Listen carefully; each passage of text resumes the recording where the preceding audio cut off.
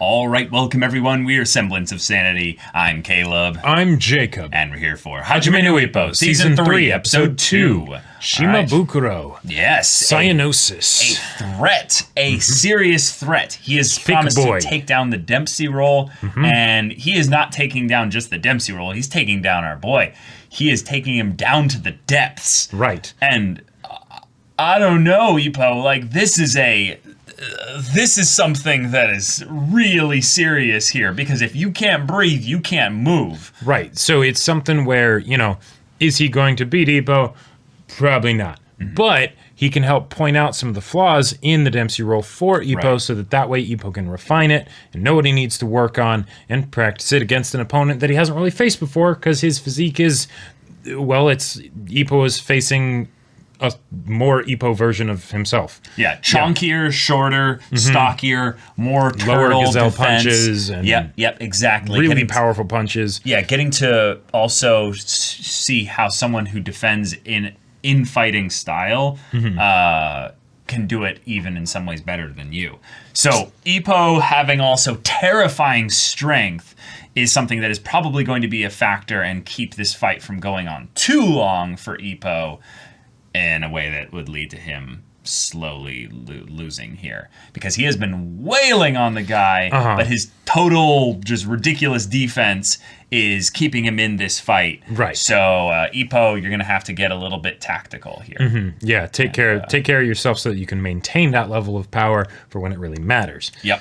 Because he is going to potentially expose himself if he gets down that close and low to Ippo again. Yeah. But you're going to have to be actually strong enough, Ippo, to deliver something that will hurt. Right. Enough. So, y'all, without further ado, let's get into this. All right, everyone, now be sure to go check out the reaction portion of the video in the description below, and come back here for the discussion.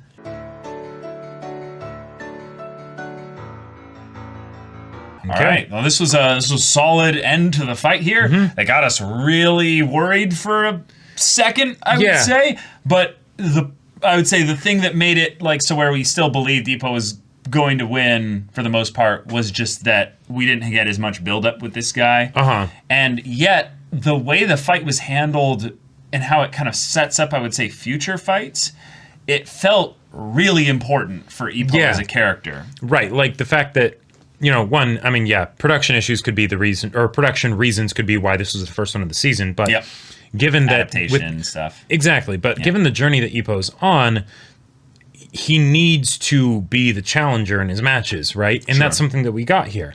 Because that's the kind of fire that he'll need in order to be able to compete at that world stage, right? That's what Miata's been doing, and that's what he hasn't been doing recently. So this match was really important. Even though, it wasn't built up to that much. I wish it had kind of we had gotten to see more of how the rounds went and things like that. In the end, and maybe this is because his opponent's style of fighting was, he had the, his frame was very similar to Ippo, so it was different in that regard, but it was mostly an endurance match, so that probably, maybe that's why they skipped those first, 5 rounds for the most part. Because it's more of a mental game at that point. Yeah, exactly. Where they're both trying to outbox each other in their minds as they kind of apply the pressure to each other in the physical sense. Yeah, because we know that Ippo also has really good endurance, so all this stuff leading, all that earlier stuff kind of would have been sort of the warm-up, essentially, for when they both start to get exhausted. Cyanosis starts to set in. They've both taken damage, things like that. So cool. I like it. His determination as a boxer was great. Yeah, but he did beat the Dempsey roll. And I wanted to bring this up in that the thing that he set out to do is something that he did. He did defeat the Dempsey roll in that he took it by the way he set up Ippo to fail in the Dempsey roll arena, but also in the way that he boxed against it, which is badass. It's manly as hell to go and just take the Dempsey roll as it is, even though you set it up so that you would end up coming out on the winning end because of cyanosis setting in. But he could not have predicted exactly how freaking strong Ippo's punches really are. And that is something that has been a constant fallback for Ippo, in that his opponents are always like, oh my god, he punches really hard. Right. And while they're able to outgame him with some specific technique and stuff, it does ultimately come down to the fact that he does have a grit, a determination, a resolve, a, shonen protagonist, just classic stuff that comes in at the end to give him that extra edge. But there's usually also some elements of techniques that he's utilized, learned, or honed in the past that come into play. And the one of him basically falling back on his basics and doing simple 1-2 combos, jabs, setting up the opportunity for him to, if he can keep landing them because the guy is not worried about their strength, set him up to actually legitimately stagger the guy for a Dempsey roll setup. So Ippo did actually outthink him as well in that regard. And that's just a really cool way to go and say, hey, yeah, it wasn't the strength that ended up beating you in the end. It was the fact that this guy kept going, even though he was essentially just hanging on the ropes for dear life. Yeah. And then, of course, he got lucky with the fact that the cyanosis set in at that exact moment. Yep. But that just created a really badass kind of almost JoJo level, like, they're just standing at each other. They both can't posing. move. Yeah. Yeah. And I think at that point, like, because with this fight, right, I love the design of Shimabukuro. I love, the introduction to him of him, holding his breath for 13 minutes and stuff, and and fishing underwater and everything. Like I love it. It's awesome. It's manly. Right. It's great. And thematically, given the fact that we got Ippo's backstory with his dad and everything, it seems very relevant and personal, the idea that this big challenger is talking about how the ocean will take you down, right? Like that's even though it's not a little bit of a fear, right? Like even though it's not actually the ocean, they are fighting a boxing match, and that was brought up, and that's why Ippo won and everything. Yep. He is kind of fighting that same battle that his father fought and lost, right? So there's a lot of stuff on the line here, even if we don't necessarily get to see inside of Ippo's head as much of like if that's something that he's thinking about or whatever, right? But as far as how the fight went, maybe this is just something where, because it's an endurance match again, it's not as like gripping stuff happening every minute, But I would have loved to see those early punches, like, because I feel like most of the punches that we saw when they were really like focused on and animated really well, and we got to see the impact rather than just sort of skipping past it, were when the punches were already weaker because they had taken a bunch of damage, right? I mean, that was the last episode, though. The last episode, Ippo was just wailing on the guy, and he was all just defense, just hanging back and stuff. So yeah, and I guess he had a strategy to it, so it's not like he'd be wanting to just take punches and So and also one of my favorite things about punching matches in general is that point when the boxers or the fighters or the two combatants or what have you have exhausted themselves, and the punches are just coming in, and you can see that strain of emotion as they're like trying to give that last little bit. I feel like that makes the intensity for the audience go up a little bit, because every punch could matter that much more. Yeah. Because it's not necessarily going to be blocked as well, or it's not necessarily going to be as consistent in how much damage it does. So I started to, in some ways, yell and scream a little bit more at the fight because they were getting into that point of where every little bit of just struggling through it to breathe, to stay up, to dodge that. Like when Ippo started to get into his motion of weaving and everything, I was like, oh, he's doing it. He's actually doing it. And I kept thinking, oh no, but this is some kind of thing in which he's got a plan set him for up, this, or he's just trying to give him the go ahead to try the Dempsey roll on me. I've got a thing for it. But it was like, no, he's actually doing it. Ippo is a skilled boxer, and the whole question of Miyata being the thing of, will you be able to face Miyata even, because you don't follow a lot of the modern rules of what makes a good boxer, and then this guy who specifically tried to counter him quit boxing after losing to him and said, nah, he's a boxer through and through. I do not belong in the arena with someone like this, because he is through and through a boxer. I am still trying to have a foot in the ocean and a foot in the ring. And one other thing to just, give shout out to Ippo's Dempsey roll, because it's insane, is that when he did the Dempsey roll and Shimabukuro was pushing through it, and that damage, he was able to push through it, but the damage ended up catching up to him later. Yeah. That was after he had wailed on Ippo for a while, specifically on body blows. True. So, and since the Dempsey roll is like whole body, legs, upper body, everything, and needing to be fast and all of that stuff. Yep. I would imagine that Dempsey roll probably didn't pack quite as much punch as it normally would. No. Because he had taken a ton of damage by that point, right? Yep. So the fact that it still did that much to this guy who prides himself entirely on being able to just endure, to just take it, right? That says a lot, right? Mm-hmm. Now, that won't necessarily help him too much with Miyata, because Miyata's all about countering and not getting hit by it in the first place. Right. But I feel like it's a cool build-up of the Dempsey roll, because even though it has its flaws, its strengths are ridiculously awesome, right? It is an all-in strategy. Right. The damage is basically unparalleled. Like, there's not really anything that can top it as far as damage. It's more of just, as far as maneuverability goes, it's more of a win more kind of move than like a, than to win a match that you wouldn't otherwise have won, right? Someone could outmaneuver it. Exactly. It's a combo finisher. Mm-hmm. And combos usually require, 3 to infinite moves to set up in the actual finisher. And we've seen that, and it takes a while for Ippo to get it going. So, against Miyata, I'm really excited to see how Miyata handles that, just interrupts it and things like that. Yeah. In regards to the season overall, I think that this will give Ippo a good focus point as to where to practice, though. I think the idea that Ippo just got shown probably on, national television, that he didn't look like a champion at all. No. That he barely hung on to a challenger that just specifically tried to counter him. Mm-hmm. Not only because his build allowed it, but because he knew how Ippo boxed.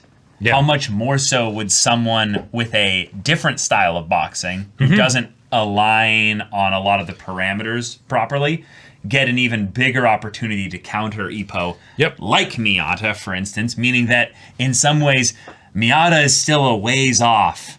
Like, you really, really shouldn't face Miyata anytime soon. Like, this was the confirmation that Kamigawa was right.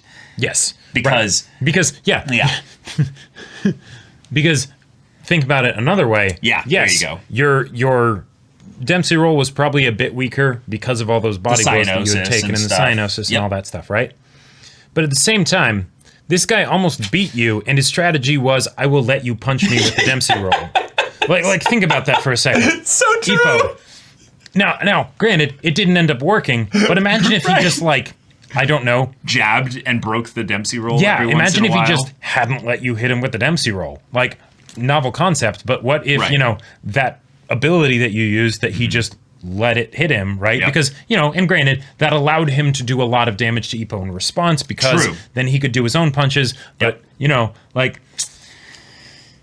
Yeah, in some ways, this actually is a testament to Ippo's defensive capabilities. Yes, he was doing a real good job of dodging. Yeah, in that there were, plural here, a couple points where Shimabukuro nearly won. And I'm not talking about just the point where he froze, because his own cyanosis came into play there. Right. But there were points where Ippo was on the ropes, about to be done, and he couldn't complete the job because Ippo's just defense is that good at times. Him catching the gazelle punch right here that was great. To mitigate the overall damage that would shock out here, because the mitts really do.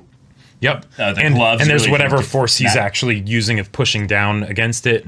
Right, but also he could potentially send a lot of the damage up his arm, and then kind of leap up with it, to where him being sent up there is something where it was like a Date styled, intentional deflect, Yeah, and because it's impressive that he's able to lift Ippo into the air by doing this. Right. But you don't hurt someone by pushing them, you hurt them by punching them. Yep, exactly. So, that's why Miyata is so dangerous, is he catches you when you're moving into him. Right. But yeah, I think it's a cool way to go out for a character. Shimabukuro, I wish we had more of you, but the final little exchange you had with Ippo That was really good. Really, really strong. I think that you got the main important points in here. And yes, I was with you too. And then my pessimism came in. I'm like, nah, they're not gonna let these two talk.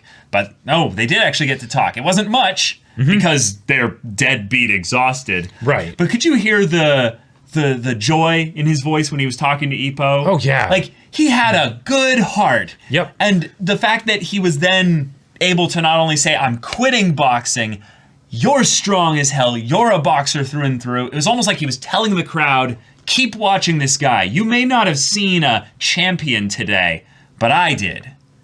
I did. I saw a mountain of a man. Yeah, I saw a mountain of a man. It's like, oh, that's just good to see because this guy's a chunky, like, thick boy. And he was like, no, that right there, that's the real man here. I'm going to go to where my arena has my favorite terrain and everything like that. Exactly. But here, this is yours. I concede. The whole like second half, I guess, bit of this episode where the punches started getting weaker and everything, that was probably my favorite part of the episode because I could really feel the impact of those punches and how much it was like weakening them to do it. Because like before this, because we had sort of skipped out on the first 5 rounds and okay, there's the cyanosis thing and cool, but I wasn't entirely sure if Ippo like was sort of supposed to be this exhausted at this point in the match. Gotcha. Because like Kamigawa was like saying like, oh, I'm worried, but he hadn't been like giving him extra tips or things like that. Like Ippo, Ippo's good at, at lasting long, right? His endurance has never really been a problem.